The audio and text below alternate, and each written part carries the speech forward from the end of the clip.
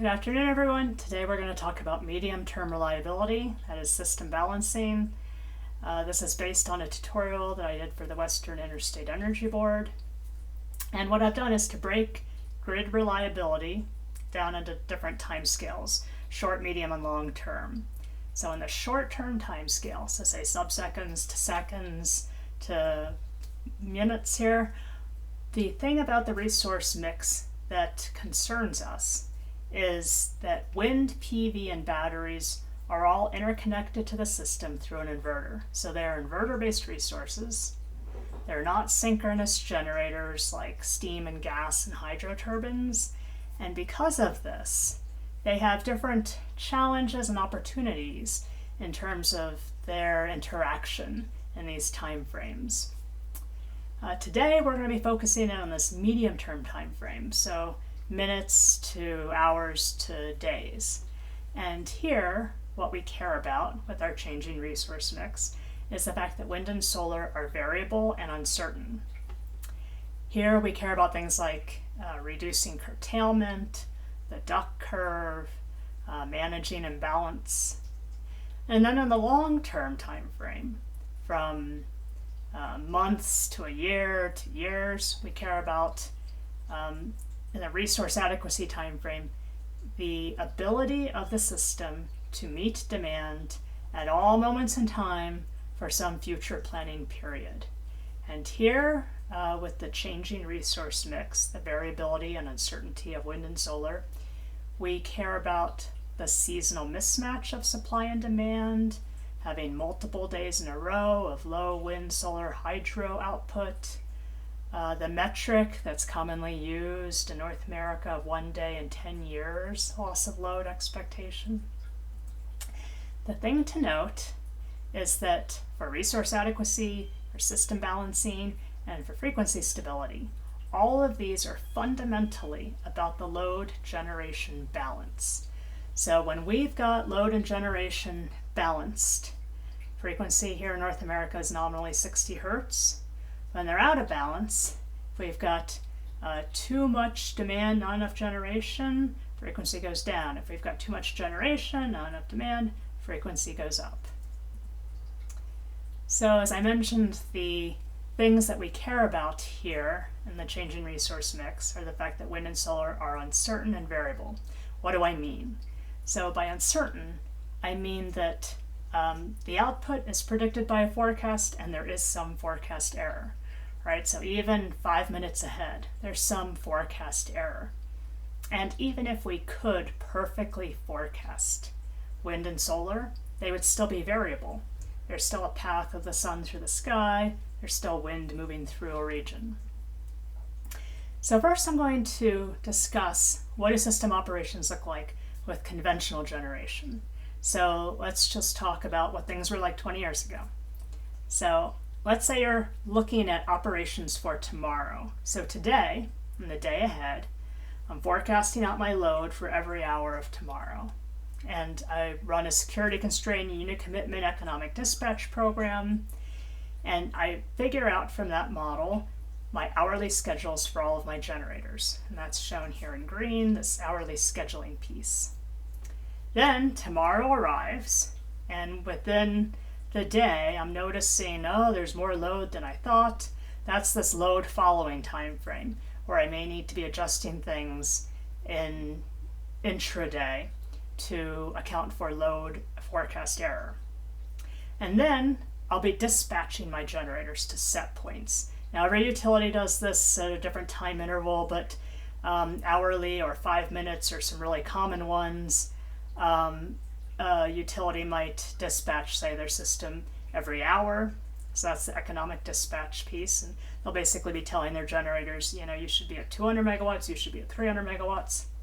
And then within that hour, we have regulation reserves. And the regulation reserves adjust generator output within that time frame to manage variability of the load within that interval. Now, the point to note here is that this is all about control of the load generation balance. And we have very coarse control out here in the hours to days time frame. And the control gets finer as we get to the load following and economic dispatch, and really fine control here in the regulation reserve time frame. Now I mentioned on the last slide that we do a security constraint, unit commitment, and economic dispatch. What is that? So the point here is that we want to run the system at least cost. And I've already got a portfolio of generators. They're already installed and ready to run. So I'm not considering here at all the capital cost. They're already installed. That's a done deal. Here, all I consider is the operational cost. We call it production cost. That's the fuel, that's the variable O&M, the startup costs. And what I want to do is I want to optimize my operations to minimize that cost. So I need to figure out which units need to be on, which units need to be committed. So when I commit a unit, I turn it on. And then once it's on, how much output do I want from each unit? So do I want to dispatch this unit at 200 or 225 or 250 megawatts? So first I commit the unit, then I dispatch it. Now, it would be one thing that a lot of people think is that you just take the cheapest units that you've got. And it would be really simple if we could just rank all of our generators' production costs, as is shown here for ERCOT, and simply take the cheapest ones that meet the load that we're planning for. Unfortunately, it's not as simple as this. Generators all have constraints, and they have a lot of constraints. So there's a startup time. It might take several hours to turn on a unit. There's a ramp rate. There's a minimum amount of time it needs to be off once you turn it off. A minimum amount of time it needs to be on once you turn it on. And one of the constraints I'm going to talk about a bunch is P-min, which is the minimum generation level. So for every generator, this is different, but you can run a generator down to, say, some level before, maybe the emissions go unstable. So there's constraints we need to respect. Then we need to hold headroom for operating reserves. So if I want to hold 100 megawatts of operating reserve on this unit, I got to back it down from its maximum output by at least 100 megawatts. So it has 100 megawatts to move up when I need it. And then we have got transmission limits. So we need to respect transmission limits. We can't overload transmission lines. And in addition, we plan our bulk power system for credible contingencies. So when I say security constrained, what I mean is that I've already taken into account the fact that there might be an unexpected outage of this major transmission line, and it ensures that the resulting power flow will still respect transmission limits. So security constraints sort of takes into account that potential N-1 contingency. Okay, so now I've explained how we think about basic operations. Now, how do we measure our performance? So we have NERC standards that tell us this. And the first thing you need to note is area control error. This is ACE. This is essentially a balancing authority's power balance error. So you could think of this like if your balancing authority has some interconnection with a neighbor, and maybe they've scheduled 200 megawatts on that interconnection, but they've actually, instead of importing 200, they imported 225 megawatts. That extra 25 megawatts is their error. And you look at their error across all of their neighbors and sum that up, and that's essentially ACE. It's a little simplified, but essentially what I'm trying to get at here is that it measures how well you've balanced your system at any moment in time, and how much you're leaning on your neighbors at any moment in time. And so the first standard I want to discuss is this BAL 001-2 standard, Real Power Balancing Control Performance. The idea here is that we control interconnection frequency within defined limits. So we've got two metrics for this, CPS1, that I'll be talking about a bunch. This is Control Performance Standard 1. It's a statistical measure of ACE variability. And the thing here to note is that we want CPS1 to be at least 100%. And then we've got the BAAL metric, the Balancing Authority ACE limit. And this metric is a little bit different. What this metric says is that, if frequency is high and you're under generating, that could be a good thing. Or if frequency is low and you're over generating and your area control error is too high, that could be a good thing. So if you're basically, if you have error, but you're helping frequency, that can be a good thing. And we want to let you do that. We don't want to penalize you for doing that. But if frequency is high and you're over generating, that's bad, and we really want to limit that. So for this standard and these two metrics, what do system operators have to provide this control? It's that regulation reserve that I mentioned earlier. And that regulation reserve is really the finest control we have for normal operations. And a balancing authority gets to decide how much of that regulation reserve to hold. So there's a trade-off. If they hold too much, there's a cost. If they hold too little, they won't meet their metrics. Second standard I want to mention is the disturbance control standard, BAL 002-3. And this is about contingencies. So let's say you lose the biggest generator in your system. You need to be able to recover from that event. You need to have enough reserves so you can get your systems balanced again and restore your ACE. And in WEC here, we have rules about how much of that contingency reserve you need to hold. The greater of either your most severe single contingency or the sum of 3% of your load plus 3% of your generation. And this contingency reserve has to be capable of full output in 10 minutes, and half of it needs to be spinning. Spinning means it's online, so it's synchronized to the grid. Half of it could be non-spinning. Half of it could be, what I mean by non-spinning is turn it on and it's ready within 10 minutes with full output. So all this to say, we've got ancillary services that provide this fine control and respond to events. And there's a lot of different ways. Every utility does this a little differently. But generally speaking, we've got operating reserves for normal operation, the non-event side, and abnormal operation, this event side. So in normal operation, we hold, as I mentioned before, regulating reserves that help you meet those metrics, the CPS1 and the BAAL. And then some systems might hold a flexibility reserve. This might be something that you hold to help you with load following. And then I mentioned the contingency reserve that balancing authorities have to hold. And the contingency reserve that I mentioned is broken down into a fast component. This is your primary reserve. And a slower component. This is your secondary reserve. And I mentioned earlier, there are rules here in WEC about how much of this you need to hold. The tertiary piece of this is to, in case there is a contingency and you've just deployed your primary and secondary reserves, you've just deployed your contingency reserves, this tertiary piece replaces those and allows those to reset. So let's say, you're a gas combined cycle plant and you are helping to provide some of that reserve.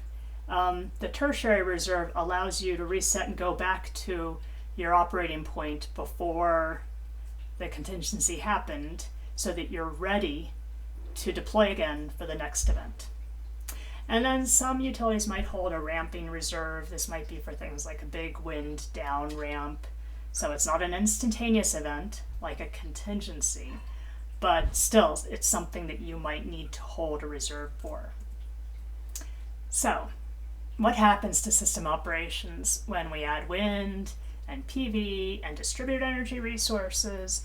And today we're electrifying a lot more loads. So electrifying, we've got electric vehicles, we're electrifying heating, so there may be more electric heating, and there's more electric loads that may provide a lot of variability.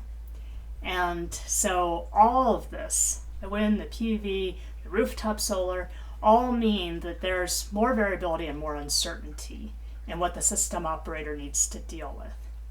So the first thing we need to do is we need to forecast this stuff. And we were already forecasting load. We now need to forecast our wind, our PV. If this DER is rooftop solar, we need to forecast that. And the important thing to note about forecasts is that they're most accurate when they're close to real time. So this graphic here on the right shows that.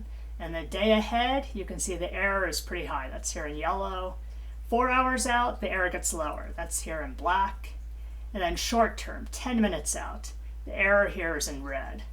So 10 minutes out, you have a much better sense of how much wind you're going to get. So you want to make decisions as close to real time as possible, or as, and you want to line up your forecasts with decision points.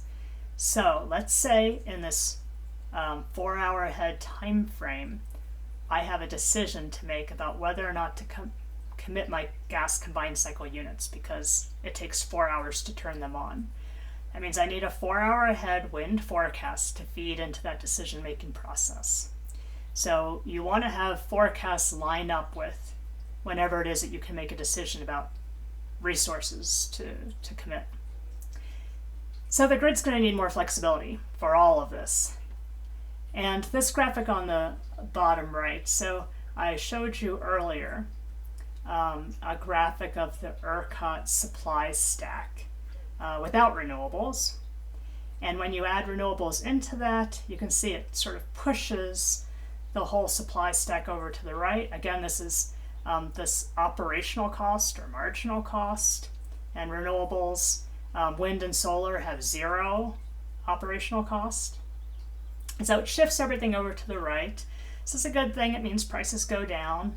And when people talk about renewables being must take or pushing other resources out of the market, it's this phenomenon that they're talking about. So it's important to note wind and solar are different. They impact the grid differently. With solar, it's a little bit more about ramp management. It's a little bit more about managing this sunrise and this sunset ramp and being able to take significant amounts of generation in the middle of the day by turning off or turning down other thermal generation. So having a low P-min is really useful here in the middle of the day, a low minimum generation level, because you could turn down some other unit very low and still have that unit around for the evening peak, but have it very low in the middle of the day to absorb that solar generation. With wind, it's a little bit different. It's a little bit more about ramp prediction. So there are sometimes large wind down ramps, and for an individual plant, it can be very steep. When you aggregate over many, many plants in a region, like here we've aggregated all these plants in ERCOT, across ERCOT, and that resulting ramp is much less steep. So that helps you a lot, but you still have to be able to predict the ramp and have reserves to manage that ramp. And so holding reserves and being able to manage the forecast error is a bigger issue. So in all of this, what we really need is finer control and better look ahead. So you can imagine if you were here on the left-hand side of this and you were driving on that road, you might be able to get away with if you could only make course corrections with your steering wheel every so often, and if those corrections were, not very fine but very coarse, you might be able to get away with that. When you add in this variability and this uncertainty from wind, from PV, from rooftop solar, from more variable load, you have the challenge shown here on the right. It's a much more challenging road to drive on and to manage. And here, what do you want to do to drive on that road? You want to have really good visibility. You want to be looking way out ahead. You want to have really fine control of your steering wheel. You want to be able to make course corrections frequently. You want to have really good situational awareness. You want to be able to see if there's a deer coming and you're on a windy part of that road, that could be trouble. So you want to be really aware of everything that's going on around you. Rooftop solar and distributed energy resources can complicate this because you don't, as a system operator, they don't have visibility of that, right? They can't see it. They don't actually know what it's doing in terms of output. All they see is a reduced load. They don't actually see what that PV is directly doing, and they don't have any control over it. So how do we get this finer control and better look ahead to a system operator? What do we do for him? So traditional control for system balancing might look like this. You've got your day ahead unit commitment here. Let's say you're dispatching hourly. You've got that regulation reserve that I mentioned earlier. And I didn't really talk about this. I'll talk about it next week. But in the really fast time frame, we've got frequency response. So what we may be adding to provide this finer control and look ahead are these components. Fast frequency response, something super, super fast to get you at some almost immediate response. Instead of hourly dispatch, moving to a 5-minute dispatch. That gets you better control of that making course corrections more frequently on that road. Flexibility, ramping reserves. So maybe being able to help manage things like those large wind down ramps that I showed earlier. Another unit commitment in here, maybe a 4-hour ahead unit commitment. Don't just commit your units day ahead, but you could have a rolling unit commitment looking out for every hour or every 4 hours if you want to look at committing, say, gas combined cycle units. And then we want to have a better look ahead. So instead of me dispatching every 5 minutes and just looking out at the next 5-minute interval, I want to be looking out several intervals so I can make sure that I'm going to be able to get to where I need to get to several intervals later and not get topped out on my dispatch. So already utilities have started to think about how to manage this, and they've added in new ancillary services to help provide that finer control. So ERCOT, for example, they recently revised their ancillary services. One of the things they include in that is a fast frequency response. Ireland, IRGrid has added 7 new system services, including ramping products. Kauai and MISO have ramping products. And Excel here in Colorado, they hold a 30-minute flex reserve for those wind down ramps. And this graphic here is just showing California ISO, and what you see here is the yellow is showing the solar shape for a particular day, and these bars are showing their CPS1 score. So the blue is showing the CPS1 scores that are greater than 100%. Remember I said we want CPS1 to be 100% or greater? The red is showing where CPS1 score is not very good, and they've not done such a good job balancing. And you can see the particular time when things get rough for them. And this had been challenging for a while, has been this late afternoon when the sun is coming down. Basically, they're trying to ramp everything on their system up because the sun's going down, their load is coming up, and so they're trying to ramp up all these generators. And it becomes difficult as they're ramping the generators up to also manage that fine balance at the same time. So that's one of the things that's led them to a need for the ramping reserve product that they have, the flexible resource adequacy product that's in their capacity market. So they need these more flexibility in their different products to help them deal with the sunset issue. So one of the things to think about here is how much reserves do you hold? So with the exception of the contingency reserve, where I mentioned there's some rules in WEC about how much you got to hold, for these other products, for the ramping reserve or regulation reserve, the balancing authority makes the decision as to how much to hold. And one thing that we're moving away from is the traditional idea of just holding some fixed amount, maybe based on the season, and instead moving to holding different amounts based on how much wind and solar you have online, or based on how much risk you're anticipating. So as an example, ERCOT, this is Texas, they've got an islanded system, 73 gigawatt peak, 22 gigawatts of wind, so a significant amount of wind on an islanded grid, and they've got a non-spin reserve service that manages their load and wind and solar forecast errors. And this non-spin service is a 30-minute product. And it used to be they just procured a fixed level of this, but now they base that, they have a dynamic requirement. It's based on expected conditions and need.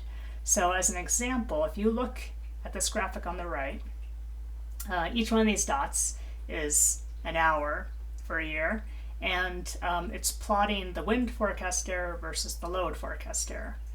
And so you could imagine if you over forecast the wind, but you also over forecast the load, you might be okay. And if you under forecast the wind, but you also under forecast the load, you might be okay.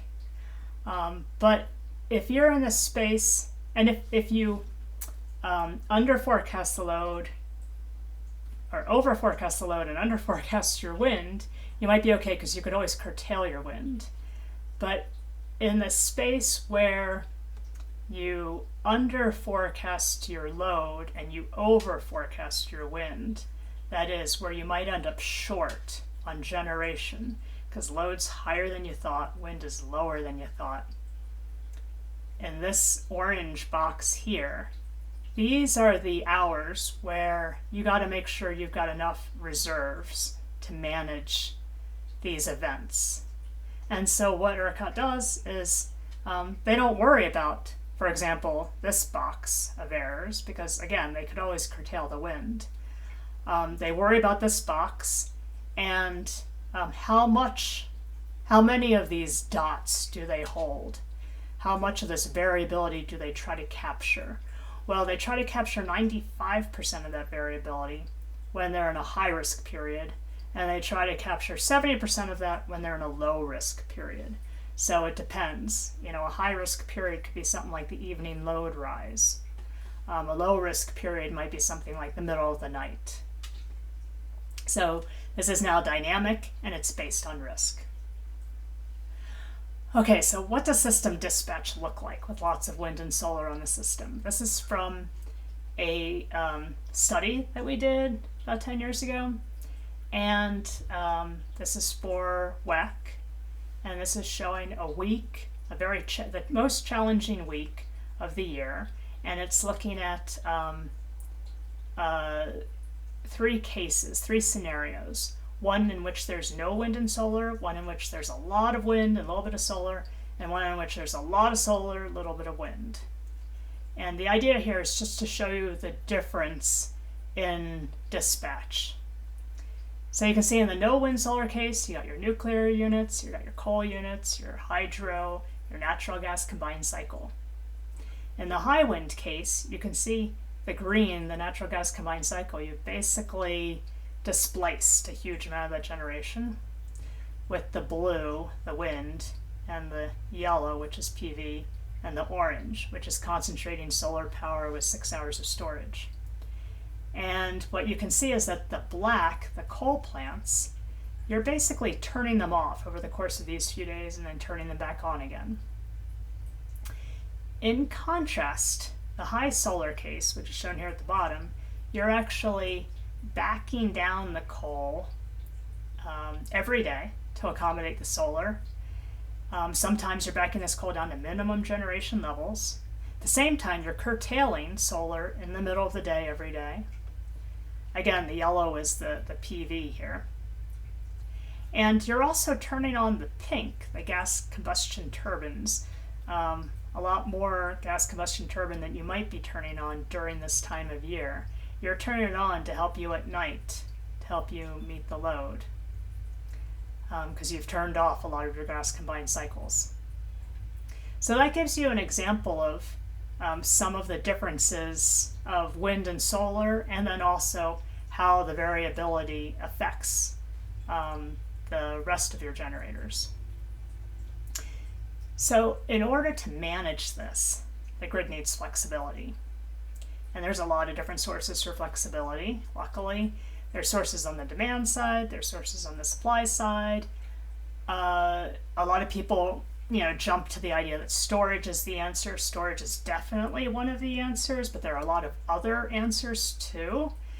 And I usually tell folks, before you spend money on new infrastructure, you should think about, what are your needs? What can you do with existing infrastructure?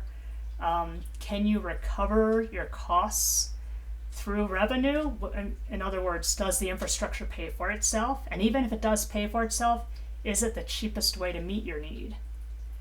And then I'll just note, storage competes with load flexibility from consumer pricing, so time of use rates, for example.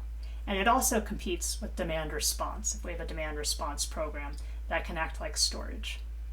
And then finally, all these different options, they interact. So the more constrained your system is, the more valuable any one of these things will be. The more of these you're already using, the less valuable any of these things will be. So there's a lot of different options we have for flexibility. I'm going to go through 6 of these. So the idea that you have transmission to connect regions to provide larger markets for bigger and faster trading. The idea that you do better forecasting, that you extract flexibility from everything that's on your system that's not wind and solar. And then the idea that you extract flexibility from the wind and solar itself, storage, of course, and then demand side flexibility. One of the things you'll find when you get to really high levels of wind and solar is that any of these tools can saturate and you start to need to do more things because the effect of one of these can saturate. The first one is geographic diversity from transmission that connects regions and basically getting at bigger and faster trading. So geographic diversity, as you know, smooths out load, it smooths out wind, it smooths out solar. So you can see that down here. This is from California, and one solar plant output might look like this blue dashed line. When you aggregate over 2 plants, and this is all normalized, when you aggregate over 2 plants, it's this red dashed line, 6 plants is the green line, 25 plants is the yellow dashed line, and all of Southern California, you get this blue line. So the smoothing helps you with cloud events. Then on the right, this is wind, and this is looking at 1 hour wind ramps in New Mexico. So this is looking at every hour of the year for a hypothetical wind fleet in New Mexico. And for that hypothetical wind fleet, you can see that the 1 hour ramps of that wind can get to be pretty high, almost 50% here. But when you aggregate across all of WEC, you can see that the 1 hour wind ramps become much less. It's mostly less than 20%. There's this one outlier here at 30%. So geographic diversity can help you with that smoothing, but it also provides more dispatchable generators that can help you manage variability and uncertainty. So it can also connect diversity between generators. So maybe there's some hydro in this region and some thermal generators in that region. One of the things that we're working on in WEC is the transition from the energy imbalance market, the EIM, to the day ahead, the EDAM market.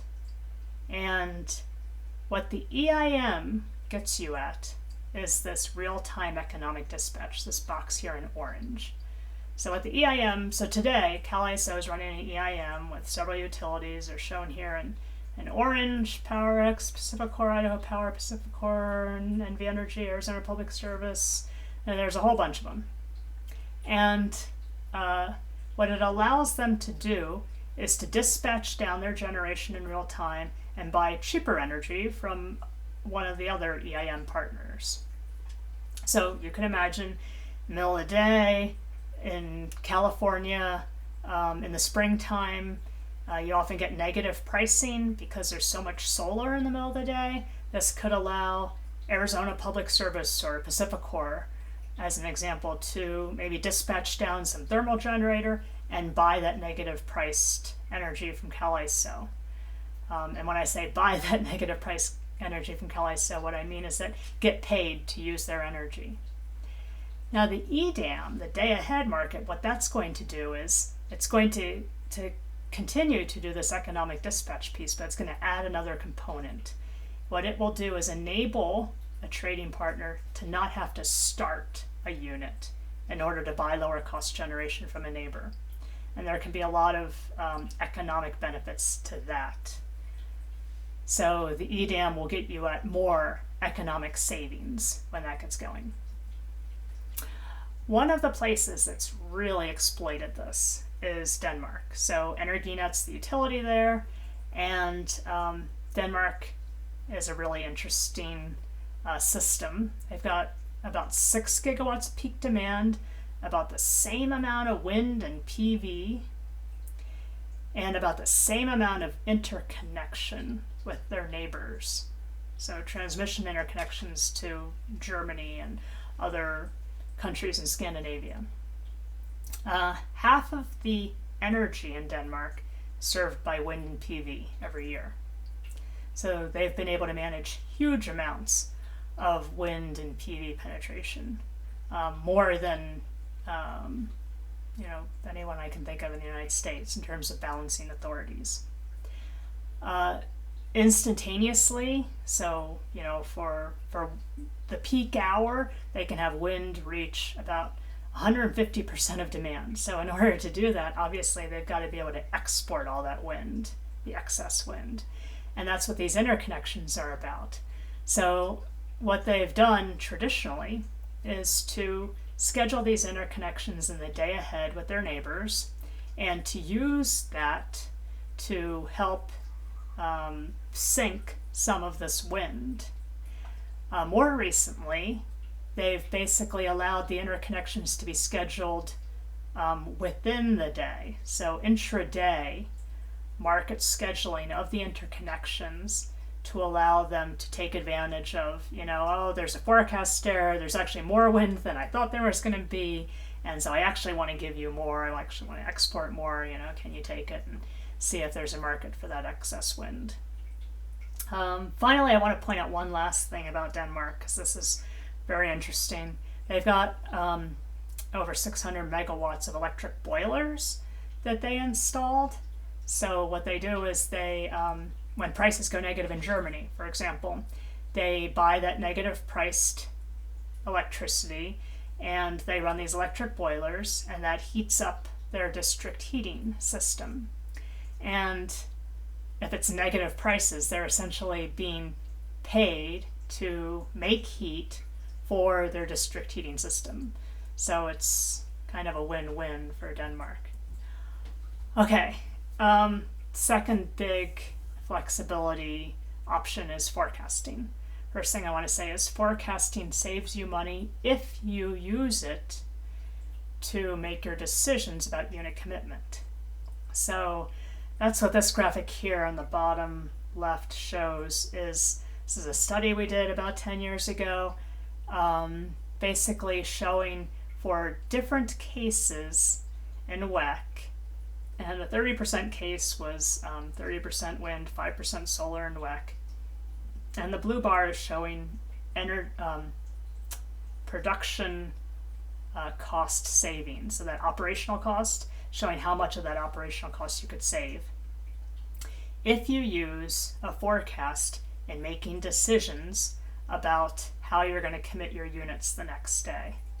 And so we found that using forecasts would save 14% in annual operating costs.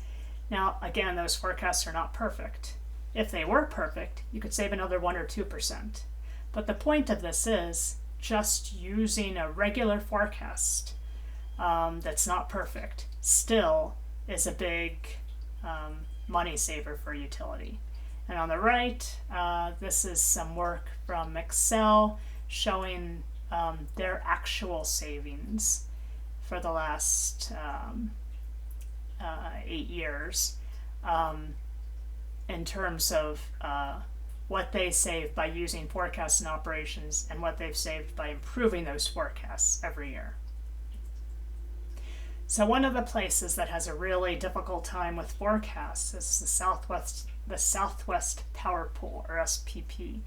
So this is the regional transmission organization in the middle of the United States. And what happens is there's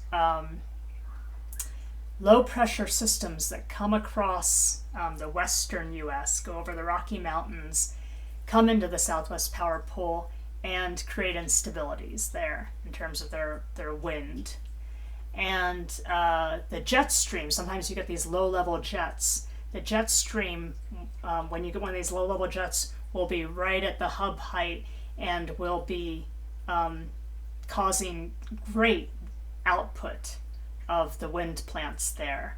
But what happens is in the morning, when the sun shines and the ground heats up and the air starts to rise, it pushes that low-level jet up. The low-level jet goes up above the height of the wind turbines, and the wind dies off. So they get this phenomenon. It makes it very difficult for them to do the forecasting. They've had big wind ramp down events, including a 16 gigawatt down ramp in 21 hours.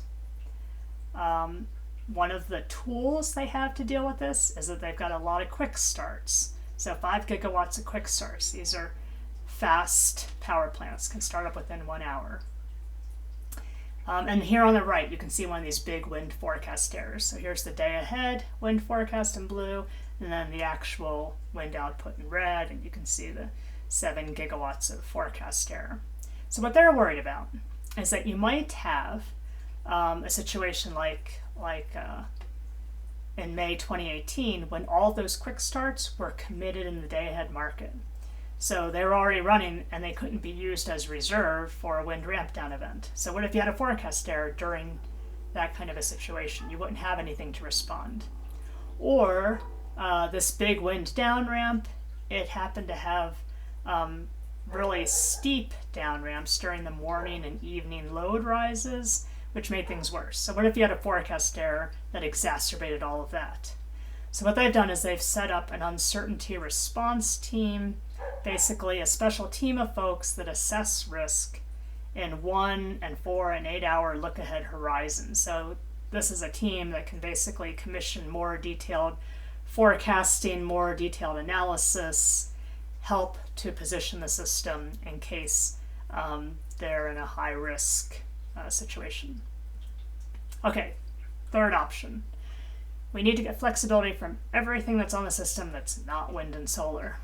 So I mentioned before PMIN. One of the things that folks have looked at is how low can we get our thermal generators in WEC to go? So how low can we get our coal plants, our gas plants? And we did a lot of analysis of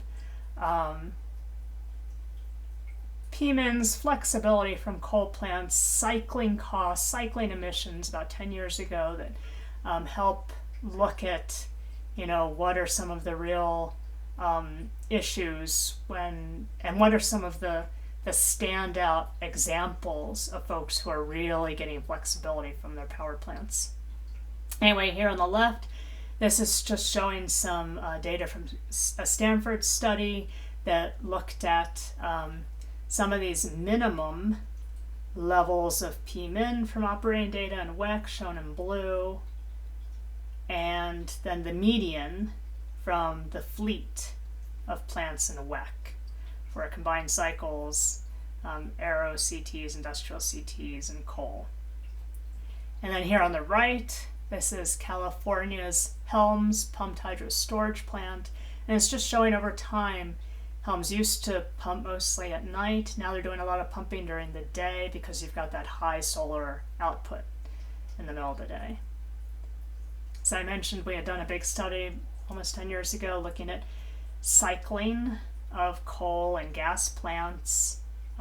We found that yes, wind and PV do cause coal and gas plants to cycle more, and that there is some cost to that, and there is an emissions impact to that. But when you compare those actual costs and those actual emissions impacts to the savings from wind and PV, they're really dwarfed by what the savings are. And on the emissions side, some of those emissions are positive and some of those emissions actually are negative. We did look into this in great gory detail, and you can take a look at the study if that's a subject you're interested in. Okay, fourth thing, wind and PV themselves can provide flexibility. So a lot of people don't think that that's true, or don't think about it, or don't know about it. But the first thing I would say is that we used to treat wind and PV as must-take resources. So we would take everything that they provided, and if we had to curtail them for some absolute reliability reason, you'd call them up and you'd curtail them. That's changed. So most places now are dispatching their wind and PV, and we need to move to that level of control. And you might think, oh, well, you can't dispatch it because, the output's variable. And it's true, the output's variable, but you could take the real-time forecast, the 5-minute ahead, 10-minute ahead, hour ahead forecast, and use that as its maximum output and dispatch it to that with that maximum output in mind. But the idea here is that we need to move away from the idea that this is must-take, because as we get more and more wind and PV on the system, we're going to need to control this to provide balance of load and generation. Now, of course, rooftop solar is not easily dispatched. Rooftop solar, like I say, you often can't even see it as a system operator, let alone control it. So that's a separate thing altogether. But for utility scale wind and PV, for example, MISO's been doing this for a long time, PJM, ERCOT, the RTOs have been doing this for a long time. And it does provide you with flexibility because you can, essentially what you're doing is automating how you're curtailing, providing really fine control in your system. And you can use the resources to help you balance your system. Here on the left, this is some data from Excel here in Colorado, and it's showing this is a wind plant at one night, and the red line is showing that wind plant's potential output, and the blue is showing that 2:45 the operator said, okay, my ACE, right, that error that I was talking about earlier, the ACE has gotten too high, the error is too high, I need you to curtail. Calls them up, says curtail down to 300 megawatts. And so the wind plant curtails, and ACE goes down and gets closer to zero, right? You want ACE to be close to zero. And at 4 a.m., you can see ACE was going down and starting to get too low. So the operator calls them and says, all right, we're not going to do this manual curtailment. We're going to have you follow a signal. I'm going to send you a signal. You're going to follow a signal, and the signal is basically going to tell you how to move around so that you can help follow ACE, help manage my ACE. So this is automatic generation control, AGC regulation. It's essentially providing regulation reserve. You're curtailing the wind, but you're having it provide regulation reserve and that very fine control. And you can see once the operator does that, which is here in blue, the ACE stays better within the limits than it needs to stay within. until around 6 a.m. when things start to get bad with ACE again. But wind is providing as much as it possibly can, so it can't really help anymore. You need other resources at this point to help you. Xcel did this for a few days. It worked out so well that they were able to reduce the amount of curtailment that they had because they didn't have to do this crude manual block curtailment. And they were able to get really fine control and better ACE. And so they've got most of their wind on AGC now. We'll talk in the next webinar about essential reliability services that wind and PV can provide. And one of the points here is if they can provide essential reliability services, they can displace other generation that was otherwise providing it. So if they're going to displace a coal plant, they're going to need to provide the reliability services that coal plant, or someone's going to need to provide that reliability services that coal plant was providing. And finally, we need to think about curtailed wind and solar as a resource. So we're going to be curtailing more in the future. We need to think of this as a resource. How do we use this productively? Okay, so next I want to talk about ERCOT and some of the innovative things that they've done to get very fine control from wind and PV on their system. So what this graphic on the left is showing is the red is showing their regulation reserve requirement over the last 8 years, and the blue is showing wind increasing. So the thing to note here is wind's going up, regulation reserve requirements going down. And you might think, oh, well, if their reg requirement went down, then their CPS1 must have suffered. But this graphic on the right, the red is showing CPS1, and you can see CPS1 has actually done quite well and has gotten better over time. So a lot of different things happened here. One of the things that I want to point out that happened to help make this a reality is that they put wind and PV on primary frequency response. So they basically provided an even faster, finer control on the wind and PV than regulation reserve. And because they're providing that faster, finer control on it, that helps them need less of this coarser control. Okay, the fifth flexibility option is storage. So energy storage, I mentioned before, this is the most obvious answer. Everybody knows you charge in the belly of the duct, discharge in the head of the duct. You might be wondering how come we don't have more batteries, standalone batteries that are doing this. And the reality is it's difficult right now to make a case for that just based on this price arbitrage of, buying low, selling high. Battery storage is being used for a lot of other stuff, to provide 4-hour capacity, to meet daily peak and other services, regulation reserves and PJM, for example. But for this buying low, selling high, one of the difficult things for batteries right now is the price of gas is really low, and so it's hard to get much disparity between low and high prices these days. I think a portfolio of storage is likely to be in our future. We're likely to be having not only batteries in our future, but other technologies that provide other types of storage capabilities. For example, long duration storage. I think we're likely to have pumped hydro or something that gives us more like days or even longer duration storage. And then finally, thermal energy storage is likely to be able to provide low-cost solutions that will be exploited a lot more in the future. And this is just an example here on the left from Viking Cold Solutions, where they use thermal storage with phase change materials to help lower customer bills. One of the things we're seeing a lot of is hybrid plants. So you've probably heard of the PV battery plants and wind battery plants and even gas turbine battery plants. And hybridizing plants can basically help improve the attribute of whatever it is that that the battery is hybridized with. So for an example, battery PV can help improve the fact that there's a duck curve issue with the PV, and you've got that mismatch during the day between load and generation.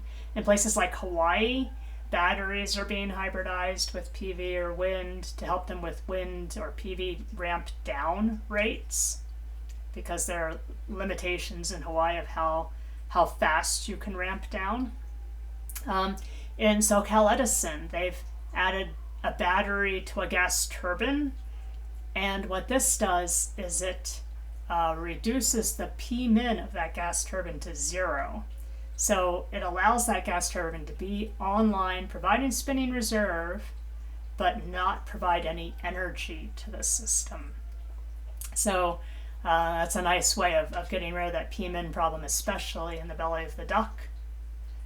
And one of the reasons you may be aware why are hybrid plants becoming so popular, a lot of this has to do with the 30% investment tax credit and trying to take advantage of that. Kauai, an island in Hawaii, is one of the big success stories of high penetrations of PV. So they've been able to do this largely with huge amounts of batteries. And this graphic here on the right is showing them running at 100% renewables straight hours.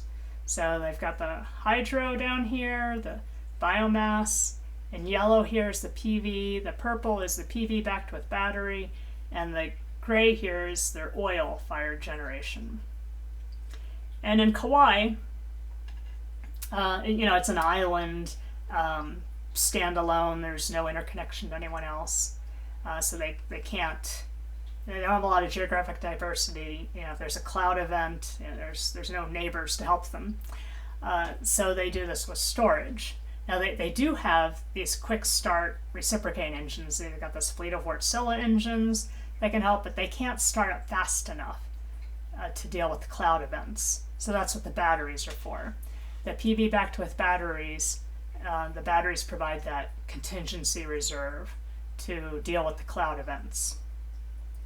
And they were really the first pioneer of this PV battery, power purchase agreement, and pioneering that hybrid system as a way to help them get to super high penetrations of renewables. Okay, finally, the thing that flexibility option that I think is going to compete directly with storage, dispatchable demand. And here, I wanted to note, we used to control a portfolio of generators to balance a fixed demand. I think in the future, we're going to be controlling both the demand side and the generation side to balance the system. Maybe even way in the future, instead of using generation to balance demand, we might be using demand to balance generation. But the point of this is that dispatchable demand, it directly competes with storage. When I talk about demand providing flexibility, you can do it by controlling demand or by using price signals. So depending on, or both, depending on how you want to do this.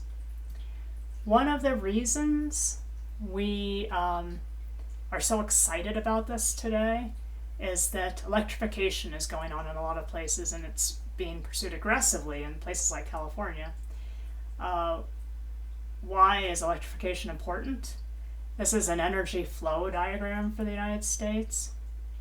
And what it's showing is that, so you've got all your sources on the left, solar, nuclear, hydro, wind. And on the right, you've got your end uses, residential, commercial, industrial, and transportation. And this piece here in orange is electricity. So we now know how to clean this piece up, right? We now know how to generate clean electricity, is this orange part.